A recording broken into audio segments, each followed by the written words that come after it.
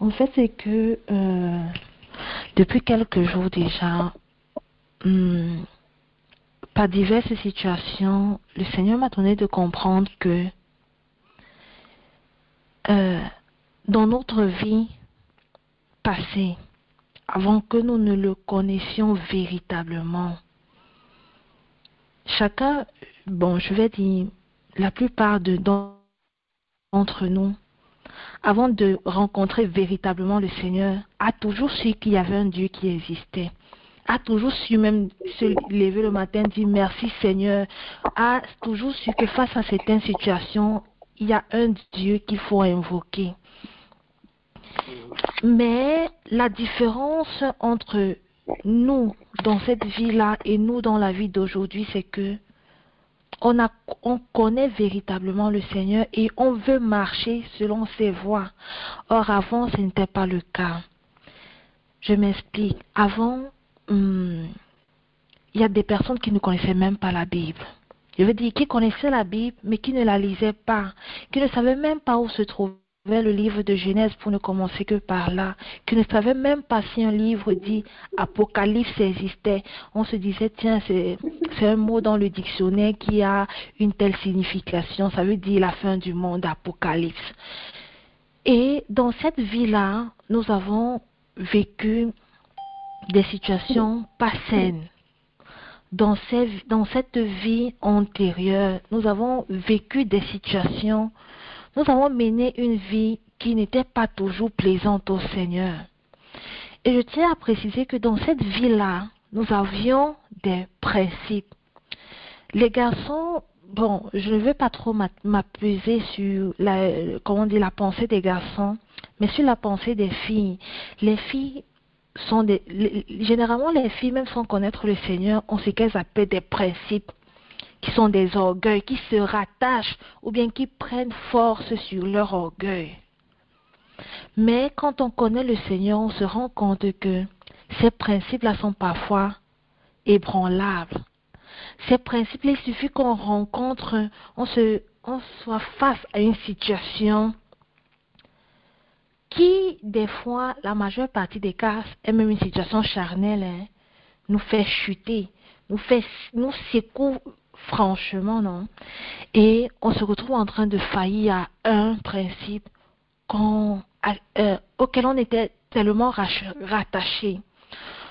Ça peut être le principe quel principe de pudeur, le principe de virginité. La plupart du temps, certaines filles sont très rattachées à cela. Mais un jour, on ne sait pas comment, on a failli à ce principe-là. On ne sait pas, avant, on disait, non, moi, vraiment, même si je sors avec un garçon, si ça ne fait pas 6 mois de relation, je ne peux jamais me livrer à lui. On se dit ça. Déjà que dans la vie antérieure même, on ne sait pas que il n'y a personne qui nous a appris que le sexe ne se consomme que dans le mariage. Parce que ceux qui nous entourent, ceux-ci qui ont tiré exemple, entre guillemets, eux, si à 18 ans, ils n'ont même pas encore eu de relation sexuelle, il faut vraiment applaudir parce que ça veut dire qu'elle tient ferme à ses principes. Et donc, comme je disais, on a ces principes-là sur lesquels on s'appuie et sur lesquels on tient ferme jusqu'au jour où on vacille, jusqu'au jour où on faillit à ces principes-là. Je vais introduire un petit exemple d'un témoignage personnel, non. Et je vais essayer de ne pas être longue. Avant, moi, particulièrement, comme toute autre fille, comme toute autre jeune fille, il y a des choses qui nous tiennent à cœur. Parce que maman nous a éduqués d'une certaine façon. Parce que maman nous a parlé. Et parce que aussi il y a cette sagesse-là, on ne sait pas d'où ça vient, mais on a cette sagesse-là qui nous dit, tiens, on ne doit pas faire comme les autres personnes. Moi, sincèrement, j'ai grandi dans un entourage qui, de tout, et dit bien sur tous les plans que je pouvais observer, pouvait me pousser à comment je vais dire ça, à faillir à l'un des principes qui m'étaient chers et qui est également cher au Seigneur. La virginité de la fille, la virginité de la jeune femme. Et quand j'étais dans cette vie antérieure-là, que je ne connaissais pas le Seigneur, je vous assure que j'avais peur. J'avais peur même d'avoir des amitiés avec des garçons. C'est-à-dire que quand je me rendais compte qu'un garçon avait changé dans son regard vis-à-vis de moi, ça me faisait peur. Et comme riposte, c'était l'agressivité vis-à-vis de cette personne-là. Je dis bien, ce n'est pas que cette personne a des mauvaises intentions. Cette personne, justement, comme on dit, peut avoir comment on dit, en italien on dit débole, un faible, voilà. Désolée si mes mots déjà commencent à s'emballer. Et donc je disais, vous voyez, vous êtes là en jeunesse au lycée, il y a certains petits garçons là qui ont des faibles pour toi et commence à changer de comportement vis-à-vis de toi, jeune fille, non? Et moi, vis-à-vis de moi, jeune fille, et moi, comme riposte, c'était vraiment de l'agressivité, mais une agressivité qui restait toutefois douce. C'est-à-dire, je n'étais pas agressive dans mes faits et gestes, mais mon agressivité était dans l'éloignement brutal, brusque, sans toutefois même te donner des explications de pourquoi est-ce que je changeais. Vous savez aussi, il y a certaines choses que la fille perçoit facilement. Même si, c'est-à-dire que tu n'as même pas besoin d'ouvrir la bouche pour que la fille perçoive qu'il y a quelque chose qui change, qu'il y a quelque chose de nouveau dans une certaine relation. Et moi, j'étais très championne dans cette perception-là. Je ne sais pas si j'étais partie à l'école pour ça, mais j'étais vraiment très championne. Et je sais qu'il y a certaines de mes sœurs en Christ qui ont également cette capacité-là. Certains ont dit sixième, septième sens, mais bon, restons dans le sens compréhensible. C'est-à-dire, il y a cette sagesse-là qui, facilement, cette sensibilité à percevoir certaines choses. Et c'est comme ça que j'ai continué. Je dis, si déjà tu as peur d'avoir une certaine relation avec un garçon, n'imaginons même pas ce qui peut déboucher. C'est-à-dire que nous nous retrouvons même copains, copines, pour utiliser le terme que les mondains utilisent, non? Et arriver à une certaine débauche.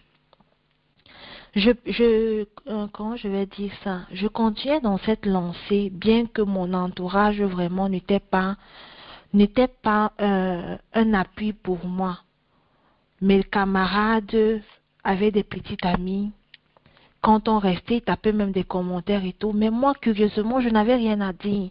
La seule chose que je trouvais à dire, c'était d'afficher un sourire narquois. Parce que je disais, oh, elles sont en train de parler de telle chose. Moi, à part dire des conseils, je ne peux pas. Vous savez, des fois, quand vous causez entre filles, c'est aussi bien d'apporter un certain témoignage. Même comme nous sommes entre frères et Christ, entre frères et sœurs en Christ, des fois, quand on parle de quelque chose, il y a certains témoignages qui sont qui édifient, non? Voilà. Et donc, je disais, vous êtes là en train de causer avec des camarades qui touchent certains sujets. Toi, tu restes là. La seule chose que tu trouves chaque fois à dire, qui te vient à l'esprit, c'est d'apporter des conseils. Mais un témoignage, ou bien te raconter aussi comme elle raconte, tu ne sais même pas. Même essayer de mentir, ça ne vient même pas. Parce que tu vas mentir sur la base de quoi? Des fois, on ment même sur des choses qu'on a vécues, on les modifie. Mais non, toi, tu ne sais même pas sur quoi partir. Et donc, tu restais, tu les écoutais des fois, comme ça. Et certaines vont penser, mais tiens, chaque fois nous on parle, toi, tu ne dis rien. Ça peut aussi porter préjudice à cette jeune fille-là qui n'a rien à dire quand les autres ont à dire. Ça porte des fois préjudice, mais vraiment préjudice. Mais il y a toujours cette sagesse-là qui nous enrichit, je vais dire quoi, quand je vais utiliser quoi comme terme, qui nous entretient, non, et nous fait ne pas nous rendre coupables de la situation que nous sommes en train de vivre, mais qui nous rend plutôt orgueilleux de la situation que nous sommes en train de vivre vis-à-vis des autres. Et c'était un peu mon cas. Dans le fait de ne même pas avoir de témoignage, des fois, Il est vrai que comme la chair est faible, des fois ça m'attristait, mais des fois, quand je raisonnais et j'arrivais au point de comprendre que tiens, tu es différent des autres, mais tu es différente positivement, ça devenait de l'orgueil. Et donc c'est comme ça que j'ai continué ma vie. Et c'était vraiment un orgueil pour moi. Je disais non, un garçon, il ne peut pas me faire n'importe quoi. Quand je te vois même commencer à faire n'importe quoi, euh, je commençais à tirer même le courage de moi pour ne plus être dans cette brutalité d'éloignement, mais même verbale. Je devenais même brutale verbalement, c'est-à-dire je te disais ce qu'on dit des quatre vérités et je t'avais déjà planqué. Toutefois, dans une certaine douceur, bien évidemment. Et on continue comme ça, et je m'accrochais fort à ce principe-là, que non, certes, je suis différente, certes, à mon âge, il y a certaines choses que je n'ai pas encore vécues, mais ça fait de moi la différence. Ça fait de moi la différence. Demain, ma maman sera très contente de moi. Je disais ça. Demain, quand je vais me marier, et que certains vont même découvrir que voilà, le jour de mon mariage, j'étais même encore comme ça et tout et tout. Mon époux sera très content de moi. Mais vraiment, il va se vanter. Il va se vanter que je disais même que si demain j'épouse même un président, lui en restant, vous savez, il y a aussi l'orgueil des hommes, non? Il pourra frapper sa poitrine en disant, ma femme, personne ne l'a jamais approchée, ma femme, personne ne l'a jamais connue.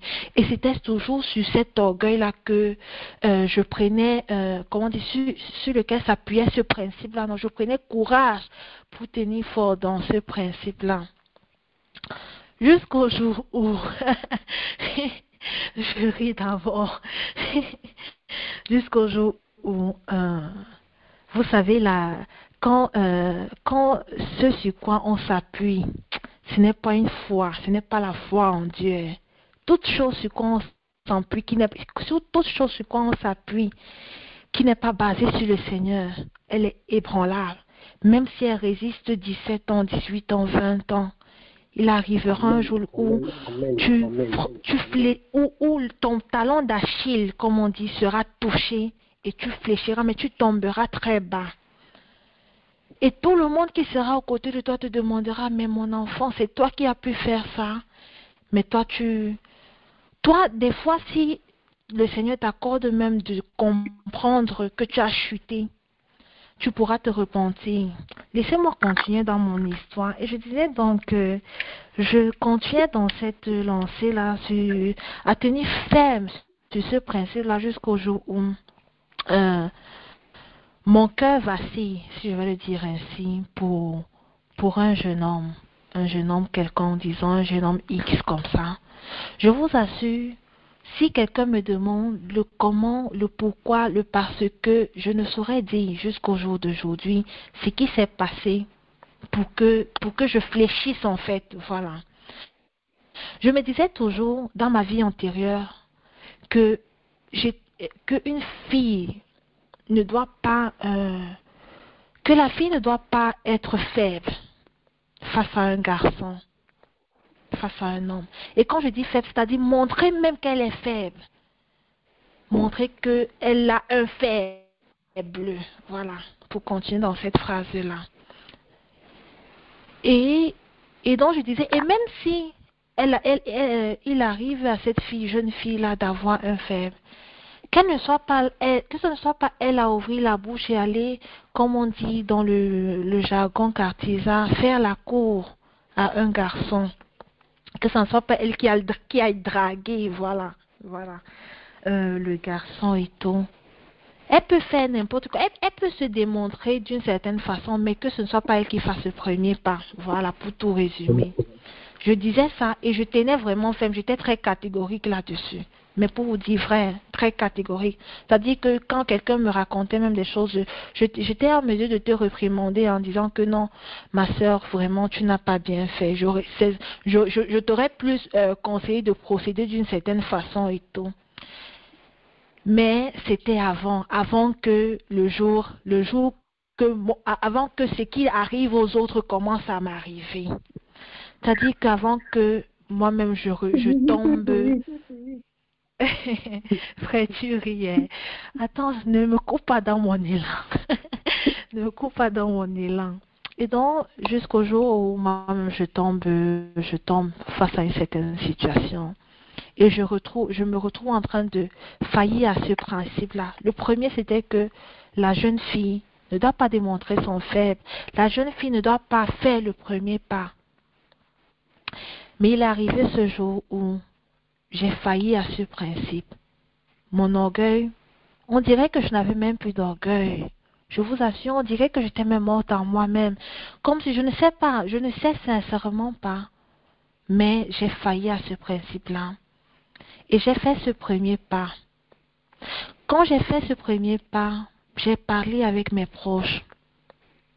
J'ai dit, c'est-à-dire, moi déjà, je bavarde, je vais pas dire que je bavarde beaucoup, mais certaines choses de ma vie, quand tu es proche de moi, je ne cache pas. Je ne cache pas. Et donc, j'ai raconté à certains de mes proches. Tous ont été scandalisés. Je ne veux même pas dire surpris, parce que quand on dit surpris, c'est déjà une petite surprise. Mais ils ont été scandalisés pour dire combien était la profondeur de l'étonnement vis-à-vis de moi, de ma personne, de cette jeune fille qu'ils ont toujours connue et qu'ils connaissent. Mais ils se posaient tous la question de savoir, mais Olive, qu'est-ce qui s'est passé? Qu'est-ce qui n'a pas marché dans ton tibia? Ils se sont tous posé cette question. Mais ce que je m'apprête à vous raconter, c'est que, et vous serez également aussi surpris, c'est que quand il me disait ça, moi, à mon fort intérieur, je disais, ce que j'ai fait, même si c'était à refaire, pour ce jeune homme-là, je le referais. Je vous assure où. J'ai dit, aujourd'hui, quand vous regardez, vous voyez quand une histoire passe et tu es devant, tu te retournes, tu regardes tu te retournes, tu regardes la scène de, comment on dit, d'arrière, non? Tu te dis, waouh, waouh, si ça n'avait été la grâce du Seigneur, où est-ce que tu serais aujourd'hui? Je vous assure, j'ai signé mon bicus, comme on dit, que même si c'était à refaire, je le referais. Ce n'était pas seulement sur le coup de... Et je disais même comme justification que ne croyez pas que je n'ai pas réfléchi. Oi, oi, oi. Que ne croyez pas que je n'ai pas raisonné. Non, j'étais loin, vraiment très loin de je ne sais d'où. Je continuais dans cette lancée-là. Et bon, donc comme j'ai déjà chuté, comme on dit, le péché, quand tu chutes, le péché engendre la mort, bien évidemment. C'est-à-dire, quand tu fais un faux pas, ce qui suit, c'est effectivement le faux pas. Si ce n'est pas que tu tamponnes, c'est-à-dire, face à ton faux pas, tu tamponnes le mur, non, tu vas continuer. Tu vas continuer. Si face à ton faux pas, tu es même sur une colline, c'est chute libre. C'est-à-dire, tu chutes et personne ne peut t'arrêter. Même le vent ne peut pas te freiner. Et ça a été le cas. J'ai continué avec, comment dire, face à ce jeune homme devant qui j'ai perdu l'un de ces principes que je vous ai racontés initialement, on a continué. Lui, il n'avait même pas de problème. Pour lui, c'était tranquille. C'est-à-dire, il n'y avait pas de problème à ce que ce soit une fille qui vienne te dire que voilà, tu ne m'as pas laissé différent ou indifférente. Pour lui, c'était pas un point. Pas parce que lui n'avait pas aussi un principe ou pas parce qu'il n'avait pas un moral. Moi, je ne saurais le dire. Parce que qui suis-je? Il n'y a que Dieu qui sait sonder les cœurs. Il n'y a que Dieu qui sait réellement ce qui s'est également passé de son côté. Et donc, on a continué jusqu'au jour où j'ai commencé, par la grâce du Seigneur, et également par la situation que je vivais, à sentir qu'il y a anguille sur roche. Il y a anguille sur roche et je vais dire aujourd'hui, grâce au Seigneur, même si la justification ne venait pas du Seigneur, c'est-à-dire quoi? J'ai commencé à sentir qu'il y a anguille sur roche et mon orgueil, c'est-à-dire c'est comme si je recommençais à vivre, je recommençais à raisonner, mon orgueil recommençait à revenir. Et face à cet orgueil-là, j'ai dit non, je ne peux pas continuer comme ça. Je ne peux pas continuer dans cette relation-ci. Et c'est comme ça que j'étais la première à dire, voilà papa, c'est mieux que chacun prenne ses clics et ses claques. C'est mieux que chacun continue sa vie comme de rien n'était. Et excusez-moi également pour le dérangement. Aujourd'hui, quand je reste, je regarde, je dis, quand j'étais avec ce jeune homme-là, ce jeune homme ne m'a jamais, je dis bien jamais, conduit à l'impudicité. Il dit, ne serait-ce que penser, c'est-à-dire, ne serait-ce que dans la pensée. Que rester, il dit, nous savons tous ce qui se passe quand tu es en couple avec quelqu'un. Même si c'est que tu n'as jamais vécu, tu as au moins vu ce qui se passe quand ta soeur ou bien ton frère est en couple avec une fille et tout, les manifestations qui se passent, non? Et je vous assure, j'ai dit jamais, j'ai dit même, déjà qu'on n'était pas dans la même ville, j'ai dit même par message, même oralement, rien du tout, rien qui pouvait faire en sorte que Porter même a dit que voilà, on peut. Voilà, pour résumer, on n'a jamais parlé de sexe, jamais. Il dit même pas en pensée, même dit qu'il a frôlé le thème, ou bien on a abordé le thème avant de ne même pas, avant que ça ne nous concernait pas, jamais. Et quand tu arrives à une certaine situation dans l'ignorance, tu te dis, mais bon, tu restes avec, comment se fait-il que tu es avec quelqu'un pour qui tu as les sentiments et lui n'est pas encore arrivé à ce stade-là? Ça veut dire qu'il y a quelque chose qui ne va pas. Il y a quelque chose qui ne va pas. Aujourd'hui, quand je regarde, aujourd'hui, quand j'analyse cette situation, involontairement, c'est-à-dire quand je reste et cette situation me revient dans la tête, je dis, c'est la grâce du Seigneur. C'est la grâce du Seigneur que même dans mon ignorance, le Seigneur a su me préserver. Et c'est la grâce du Seigneur que même dans les témoignages de mes frères et mes sœurs, on a chuté, mais il y a eu un fond qu'on n'a pas pu atteindre par la grâce du Seigneur. Le Seigneur a été souverain, le Seigneur a su nous préserver d'un fond, même dans notre ignorance de son existence. Et je dis, waouh! Mais quel Dieu! Mais quel Dieu! Des fois, on reste conscient, on dit, c'est vrai qu'après cette situation, je me suis demandé le pourquoi est-ce que même cette chose était arrivée. Mais aujourd'hui, je comprends. Je comprends parce que, par cette situation que j'ai vécue, par ce principe, je voulais dire avant de continuer que le Seigneur, ces jours, il m'apprend que même comment dire, même le mal qui nous arrive, même le péché dans lequel nous tombons, c'est lui qui, comment je vais dire, c'est lui qui est au pédale. Je ne sais pas quel terme utiliser en fait. C'est lui qui ordonne. Je ne sais pas si je vais dire ordonner, mais c'est sa volonté, c'est dans ses voies. Parce que par quoi nous sommes passés, c'est par ces choses-là que par notre témoignage de ce vécu, nous le rendrons grâce demain. Demain quand nous le rencontrons, quand il nous fera grâce. Et donc justement je disais, quel Dieu immense, quel Dieu, mais mamma mia, je ne sais même pas quel qualificatif utiliser. Je ne sais même pas. Par cette situation, par mon vécu, je vous assure que si ça n'avait été la grâce du Seigneur, une chose est sûre, je dis une chose est sûre, sicuramente, qu'aujourd'hui, probablement je devais être, probablement 70%, je serais peut-être, j'aurais probablement eu un rapport sexuel avec ce jeune homme. De deux, je serais certainement restée enceinte de ce jeune homme-là. Et on connaît tous on connaît tous les suites successives de ces actes-là. On connaît tous. Mais le Seigneur a su m'épargner. Le Seigneur a su épargner chacun de nous. Donc peu importe les situations que nous avons vécues, peu importe le péché que nous avons eu à affronter, de toucher un fond. Et je pense que, moi je dis je pense, et je suis sûre de ce que je m'apprête à dire, qu'on doit lui rendre grâce pour cela. On doit lui rendre grâce pour cela. Parce que nous avons, ça veut dire quoi? Je veux dire quoi? Nous, depuis notre tendre enfance, il y a des choses que nous n'avons pas pu faire. Il y a des choses qui ne nous sont pas arrivées. Non parce que nous connaissons le Seigneur, nous connaissions le Seigneur. Non parce que nous le prions, mais parce que lui, il est Dieu.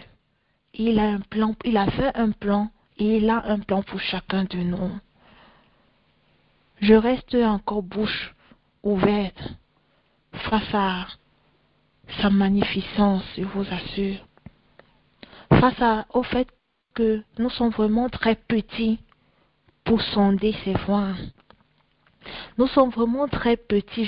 Quand je dis même petits, ça veut dire même qu'on nous voit. Nous sommes tellement invisibles même à l'œil nu pour pouvoir même essayer de comprendre, pour pouvoir essayer même dans nos pensées de sonder les voies du Seigneur. Aujourd'hui, quand je reste par exemple, je prie pour une personne qui ne connaît pas le Seigneur et qui peut être en train de passer par une situation, que ce soit d'impudicité, d'immoralité, bref, passer par des choses qui ne connaissent pas le Seigneur, qui n'honorent pas le Seigneur. Je dis, Père, je prie également que demain, quand tu le toucheras, que ce par quoi il est en train de passer soit un témoignage édifiant pour ton Église. Quelqu'un va dire édifiant comment? Comment est-ce qu'on peut être édifié par le péché? Non. On ne sera pas édifié par le péché, mais édifié par la leçon qu'on a tirée de ce péché-là. Je bénis vraiment le Seigneur. C'est tout ce que je trouve à dire. C'est tout ce que ma louange réussit à formuler pour ce Dieu merveilleux. Que merci, Papa, parce que tu as su nous épargner d'un fond. Tu as su nous épargner des ténèbres, même dans les ténèbres, de la profondeur des ténèbres, même dans les ténèbres. Que la gloire te soit infiniment, Seigneur, élevée, rendue d'éternité en éternité. Amen. Amen. Amen. C'est merveilleux en tout cas. C'est merveilleux parce que nous voyons à quel point Dieu nous aime. À quel point Dieu nous aime. Nous voyons à quel point Dieu tient à nous. Dieu contrôle tout. J'ai dit même nos erreurs, notre passé, toutes nos faiblesses. Le Seigneur sait, il sait toutes choses. Et il arrive un jour où il nous révèle un pan de la vérité. Et voilà comment ce qui se passe. Tu es tout simplement ébloui. Tu te dis waouh. Waouh. Quand l'Écriture dit que nous devons rendre grâce à Dieu en toutes choses, humainement, c'est presque impossible. Quand quelqu'un décède, il y a toujours les personnes qui vont pleurer, il y a de la douleur, de la tristesse et tout. Quand il y a des situations difficiles, il y a de la douleur, il y a de la tristesse, il y a toujours quelque chose qui affaiblit. Mais en réalité, si Dieu pouvait donner à l'être humain toutes les réalités, toutes les réponses, chaque situation, tu devais dire merci à Dieu. Pour chaque situation. Vraiment. Nous disons infiniment merci au Seigneur. Nous disons merci au Seigneur pour le témoignage, le livre. Nous rendons grâce à Dieu parce que voilà, nous comprenons de plus en plus que le Seigneur, ses œuvres sont merveilleuses, elles sont grandes, elles sont incomparables. Elles sont incomparables. Et que son amour a toujours été là, il a toujours été présent. Depuis le début, même quand nous étions dans l'erreur, la parole de Dieu déclare que lorsque nous étions encore perdus, Christ est mort pour nous. Nous étions encore perdus et qu'il est mort pour nous. Nous rendons grâce à Dieu pour tout. Que le Seigneur te bénisse abondamment pour ce partage qui est fort édifiant pour nous. Que le Seigneur bénisse chacun d'entre nous. Soyez abondamment bénis. Reçois de moi le parfum qui t'est dû, la beauté de ton nom, oh, mon âme est perdue. Je veux n'être qu'à toi. Jésus, je t'aime. Reçois du peu que je trouve à donner, tout l'amour que mes yeux n'ont pas su te montrer. Je veux n'être qu'à toi.